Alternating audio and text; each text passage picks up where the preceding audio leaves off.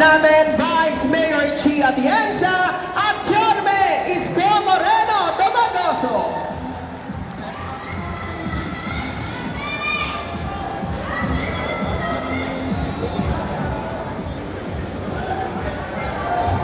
Maupo kayo.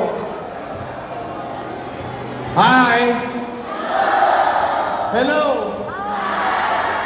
Nakangiti pa rin kayo. Huwag kayo mawawala ng pag-asa.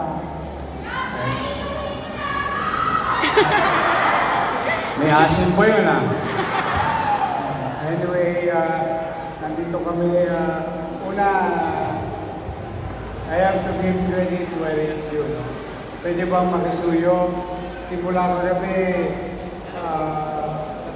hanggang kanina, hindi pa nagpapahinga yung ating mga taga-MDSW. Palakpakan nga natin sila. Kagabi pa lang, kasama nyo na sila. Kumain na ba kayo? Kinakain kayo? May kakainin ba kayo mamaya? Wala.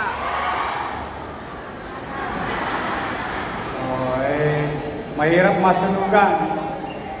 Kaya ako yung nagbibiro, mapagaan man lamang yung pakiramdam ba? Dahil sa nasusunugan, hindi ko naman minamali yung nananakawan ka, no? Pero kung ikukumpara sa nasunugan, minsan gusto mo nakawan ka na lang. Dahil pag nasunugan ka, ba't panting bra? Wala. Sino walang bra? Pagos lahat. Una, nakikiramay ako sa pamilya noong inatake. We'll deal with it later on. Unahin ko lang muna kayo. At nalulungkot tayo, may na-disgrasya. Sabi ko nga, okay lang yung yero, 2x2, dingding, thermos, talang. Mabibili naman natin ulit yan. Pero yung buhay, napakahirap. Kaya nalulungkot tayo. But then again, pumanatag kayo. Nandito na ang gobyerno ng Maynila. Kung sige ba makabalik agad? Wala namang yero. 2x2. Alam ko, uling, marami kayo. Pangluto. Pero bilib ko sa inyo, masasayahin pa rin kayo. Nandito ang ating Vice Mayor. Si Vice Mayor. Palakpakan natin. Mga kusyal natin, si Tolma. Si JB. Si Mon. Si Bobby. At ang pinakabata sa lahat. Si Che Borbeo. Kompleto na to. Again, kami naparito.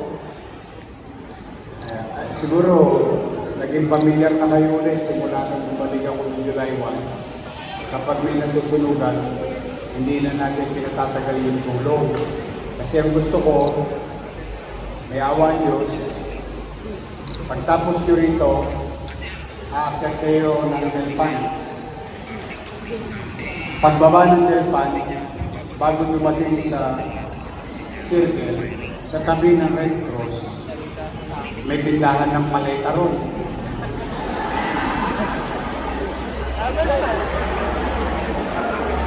Tama? Pagdating doon, bibili na kayo ng paleta. Pansahig, pandingding.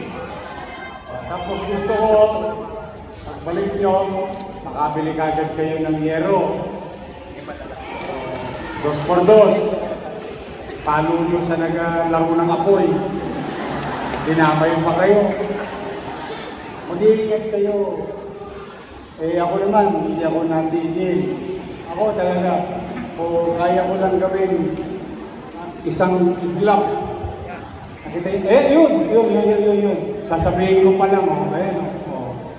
Siya, nakatira dati dyan, squatter. Yan, tingnan mo siya ngayon kahit papano. May kasiguruhan. Maayos. Mamamahay. Tapos kahapon, nakita niyo yung bakante. O, tatayuan ko na ng Binondominium 2.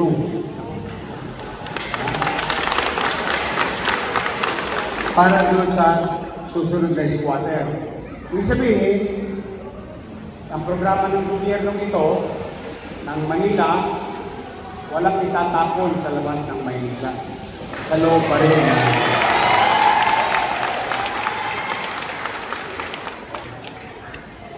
How I wish I can do that to you now. Pero alam natin, buladas yun. Pero ang ibig ko lang sabihin, kung meron man kayong panghawakan na pag-asa or hope, your city government is doing it. Sana nga, kaluwag-luwag pa tayo. Baka isang araw, alisin ko na kayo lahat sa Intramuros. Malay ninyo, nandun kayo sa Calao. Malay ninyo, nandito kayo sa Bandang Pier. Pero naka-condominium na. Wala namang masamang mangarap eh. Diba? Yung squatter dyan, 30 years. 30 years yan. Basurero pa lang ako. Diyan ako nakatira sa Parola. Likod ng San Miguel. Pero nangyari sa kanila. Masaya ako para sa kanila. Kaya nga lagi kong pakiusap sa kanila. Ingatan nila eh. Maganda ba yung bahay na ba to? Maliwalas? Pag may baha, nakaganyan ka lang. Kamusta kayo dyan? Tama ba? Ayos. How I wish. Pero pumanatag kayo. Hanggang kaya ko, pipilitin kong akapin ng lahat. But for the meantime, first things first, makabalik kayo. Go sa... Si Jacob. Ayun ko, Chairman. O yun ang tagubilin niya sa akin kanina. Kaninang maga-maga. Alas 8, nagkausap. Sabi ko, sabihin mo sa mga kapitbahay natin, alas 2. Kasi pumasok ako ng alas 9, tinira morning ko muna. Cash. Ang kailangan yung cash, di ba? Wala namang laway sa yero eh. Sa pako. Sa dingding, wala.